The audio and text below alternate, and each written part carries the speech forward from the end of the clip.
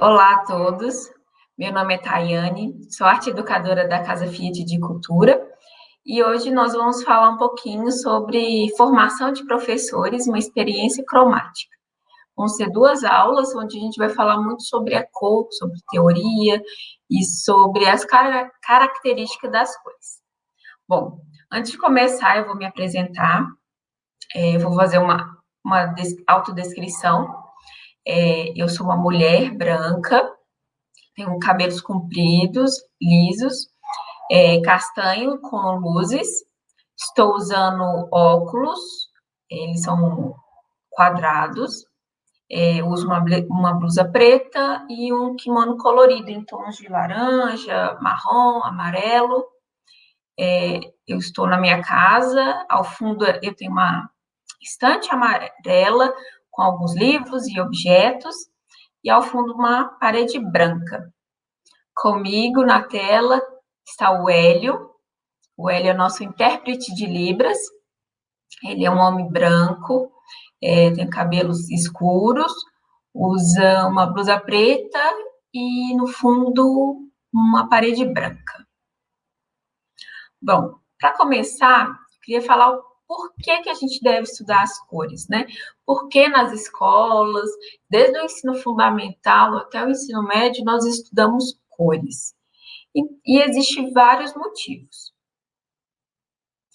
Então, existem estudos que falam que crianças que têm estímulos com cores desde o ensino infantil têm maior facilidade na vida acadêmica e nas relações sociais. Além disso, é interessante porque estimula a criatividade, desenvolve o senso crítico, o raciocínio. Então, são uma série de fatores que são importantes são importantes no estudo das cores. E aqui a gente tem algumas habilidades a serem estudadas e desenvolvidas, né? Então, entender e classificar as cores primárias, secundárias, terciárias, os modelos de cor, que é cor aditiva, subtrativa, criar novas cores, combinar entre si. E nós também temos o referencial na Base Nacional Comum Curricular, o BNCC. Então, tem a materialidade, sistema de linguagem, experimentar, relatar e o que ocorre com a passagem de luz, com os seus devidos códigos, né, do BNCC. Então, para começar, nós vamos falar um pouquinho da parte histórica. Então, o estudo das cores começa bem antes, né, lá com Aristóteles, filósofo grego, 384 anos antes de Cristo. E aí, para Aristóteles, a cor era uma propriedade do objeto. Então, o objeto, além de ter peso, textura, a cor ficava própria no objeto. Alguns anos depois, o Leonardo da Vinci começa a estudar as cores, mas como a questão da luz. Ele viu que a luz que a cor só se dava onde tem luz. Então, onde não tem luz, não se tinha cor. Aí ele escreve o Tratado de Pintura, continha seus estudos, que ele falava muito dessa cor, dessa coisa da luz e da sombra também. Logo depois, né, a gente tem Isaac Newton, que faz sua experiência com a luz e com a luz do sol, e a partir daí formando a cor, que a gente vai falar um pouquinho mais à frente.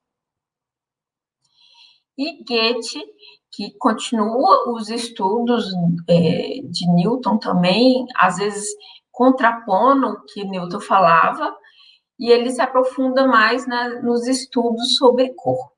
E aí continua, né, até hoje, existem vários estudos sobre cores. Então, para começar, o Isaac Newton, a gente vai falar um pouquinho sobre a luz, e para ele a luz é composta de várias cores, né? Então, durante um estudo, a luz passa por um prisma, desse prisma ela é composta por 7 cores, e esse fenômeno é conhecido como difração. E assim, a partir dessa decomposição da luz, a gente vai para o modelo de cor. Bom, existe vários modelos de cores. Um deles é a cor aditiva, também conhecida como cor-luz.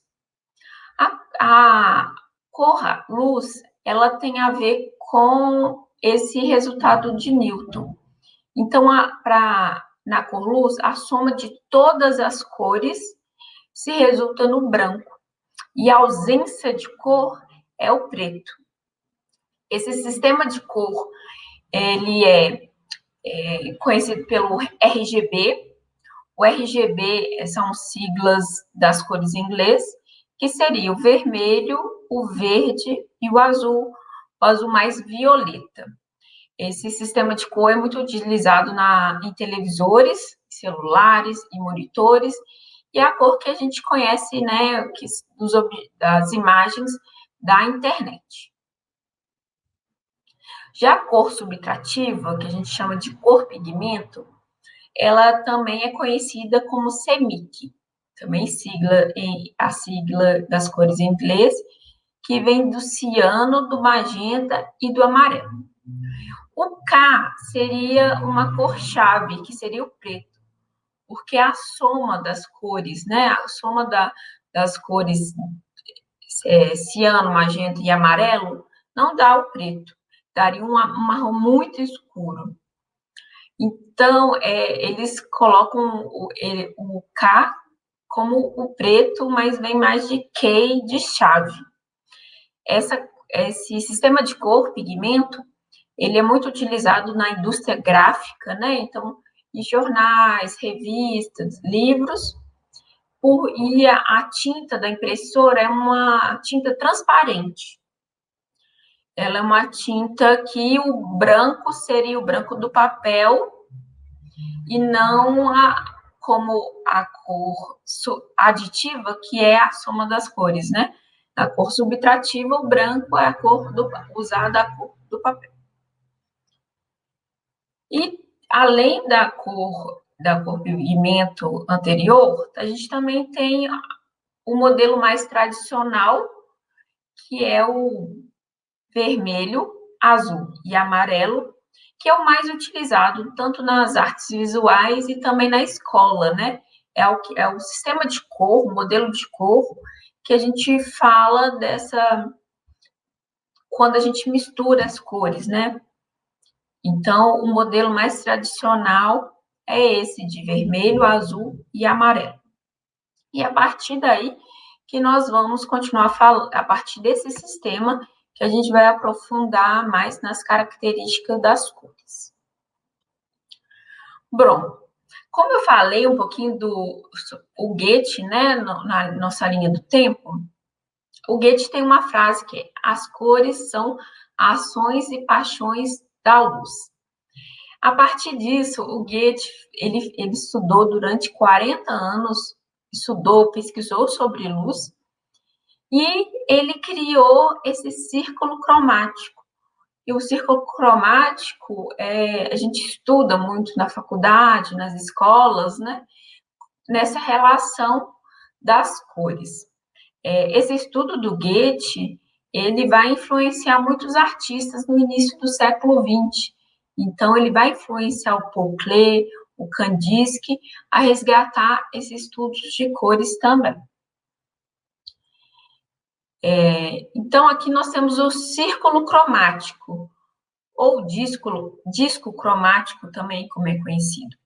Esse nosso círculo cromático, ele é composto por 12 cores.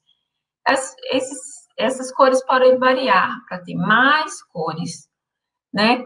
Mas a partir desse círculo que a gente vai falar um pouquinho da classificação das cores. Então, a gente começa a nossa classificação pelas cores primárias, né, que é da da cor pigmento. Então, a gente tem o amarelo, vermelho e o azul. E a partir dessas cores primárias, que nós vamos obter todas as outras cores. Elas são consideradas primárias porque elas são cores puras, elas não são obtidas na mistura de outras cores. Elas, como se a gente falasse que elas são prontas, né? A gente não vai misturar e obter essas cores. E segundo, as cores secundárias, que são as cores secundárias, dão a origem na mistura de duas cores primárias. Então, aqui nós temos o laranja, que é a mistura do amarelo com vermelho, o roxo, que é a mistura do vermelho com azul, e uma das misturas mais conhecidas do que é o verde, que é a mistura do azul com o amarelo. Bom, as cores terciárias é a mistura de uma cor primária com uma cor secundária. Então, na verdade, vai ter uma maior variação de terciárias, né? Essas cores, a gente tem aqui o exemplo do laranja avermelhado, o verde limão. Então, são cores como eu falei, de misturas da primária com a secundária. E a partir dessas características, a gente começa a fazer as combinações, né? A gente vai começar pelas cores complementares. As cores complementares, elas são cores que estão em lados opostos do disco cromático, né? Aqui a gente tem uma das combinações mais clássicas, que é o vermelho com verde, né? Uma combinação bem natalina, mas essas cores, né, não vão só o vermelho e o verde. A gente tem outras combinações. Então, aqui tem o amarelo com roxo, o azul com laranja, e essas cores complementares são cores que quando a gente combina elas são muito destaques. Ela dá muito destaque. Ela fica muito evidente as cores. Nós também temos as cores análogas, que as cores análogas, elas são muito próximas no círculo cromático. Então, aqui no círculo cromático, a gente tem, por exemplo, o vermelho. A partir do vermelho, cores análogas são esse roxo avermelhado e o roxo, mas nós também podemos seguir para o outro lado do disco cromático. Então, poderia ser o laranja avermelhado, que também é considerado cores análogas. A combinação da cor análoga são cores mais sutis, né? São combinações mais sutis, diferente da complementar, que é bem contrastante. E falando dessas classificações, tem uma frase do Chagall que sintetiza muito isso, que é: todas as cores são amigas das suas vizinhas e amantes das suas opostas. Né? Então, ele fala disso, que as cores vizinhas são amigas e as cores opostas, né, as complementares, têm uma relação também muito forte. Então, a partir de todos esses conceitos, nós vamos para uma proposta de atividade, que, na verdade, nessa primeira aula, nós temos duas propostas de atividade, que é o disco de Newton e o círculo cromático. Então, aqui a gente tem algumas estratégias, né, o porquê da gente fazer isso em sala de aula. Então, principalmente o círculo de Newton, a estratégia é experimentar e investigar a relação das cores, principalmente pensar a decomposição das cores. Para fazer essa atividade, nós vamos precisar de lápis de cor. O lápis de cor, os aquareláveis são mais interessantes porque o lápis aquarelável, ele solta mais tinta, então a cor fica mais forte. Eles podem também ser feitos com tinta guache. O papel branco grosso, é interessante ser grosso por conta da tinta, então, na hora de passar, se usar tinta, é interessante ter um papel de gramatura maior. Que não tem papel de gramatura maior, dá para ser feito com papelão também. Então, ou então até mesmo usar um CD antigo, que não serve mais, cola o papel em cima, já colorido, que também funciona, coloca o CD como base. Fita adesiva e palito de churrasco ou lápis, a fita é para a gente conseguir segurar o lápis não gire sem o papel.